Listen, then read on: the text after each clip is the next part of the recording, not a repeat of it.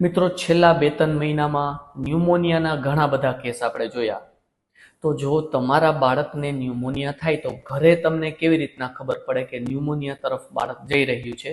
તો ઘરે એવા કયા ચિહ્ન હોય કે આપણે એના વડે નિદાન કરી શકીએ કે ન્યુમોનિયા છે કે નહીં? તો સૌથી પહેલી વસ્તુ તાવ. ન્યુમોનિયામાં તાવ ભારે આવે. ભારે તાવ આવે સાથે સાથે તાવ ઉતરી જાય તો એ બાળક થોડું ઢીલું લાગે, થોડું ઘેનમાં લાગે. વાયરસનો તાવ હોય એ તાવ પણ ભારે આવે, પણ એ તાવ ઉતરી જાય પછી બાળક રમવા માંડે. ન્યુમોનિયાનો તાવ હોય તો તાવ સાથે બાળક ઢીલું લાગે ને તાવ ઉતરી જાય તોય બાળક ઢીલું લાગે. આ પહેલી વસ્તુ. બીજી વસ્તુ, ન્યુમોનિયામાં ઉધરસ ઓછી આવે, કફિંગ ઓછું થાય. ન્યુમોનિયામાં તાવ વધારે આવે, બાળક ઢીલું લાગે અને ઘણીવાર જો આગળ વધી જાય તો છાતીમાં તમને ખાડો ક્યાંક જોવા મળે, સાથે સાથે બાળક કણચવા માંડે, એવું કરવા માંડે. તો આ હતા ન્યુમોનિયાના સાઇન્સ, ન્યુમોનિયાના ચિહ્ન. આવું કંઈ જોવા મળે તો તરત આપણે એ બાળકોના ડૉક્ટરને બતાવવું પડે. એવું શું કામ?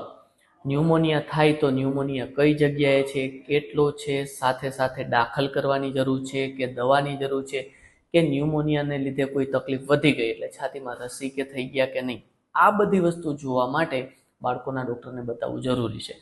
ન્યુમોનિયામાં અમુક ગેરમાન્યતા હોય. માતા પિતા એમ કહે કે ન્યુમોનિયા થયું, ભરાણી થયું, આગળની દવા છે એ જ લઈ લઈએ, અથવા મેડિકલ સ્ટોરમાં જઈને આપણે દવા લઈ લઈએ. એવું નથી કરવાનું. એવું કરવાથી આપણે ખબર ન પડે કે કઈ દવા એમાં જરૂરી છે અને આ ન્યુમોનિયામાં લાગુ પડશે કે નહીં. તો ન્યુમોનિયામાં બતાવવું ફરજિયાત છે.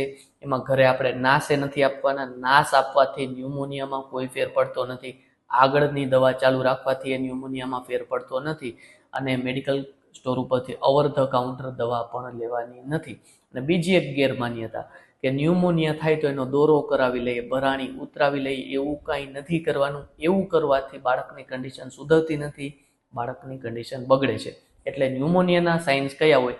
વધારે હાઈગ્રેડ તાવ આવે, સાથે સાથે તાવ ઉતરી જાય તોય બાળક થોડું ઘેનમાં લાગે, ઉધરસ ઓછી હોય પણ બાળક થોડું ઢીલું જ લાગે અને છાતીમાં ખાડો પડે, આવું કંઈ લાગે તો તરત આપણે ડૉક્ટરને બતાવવું જોઈએ. આભાર.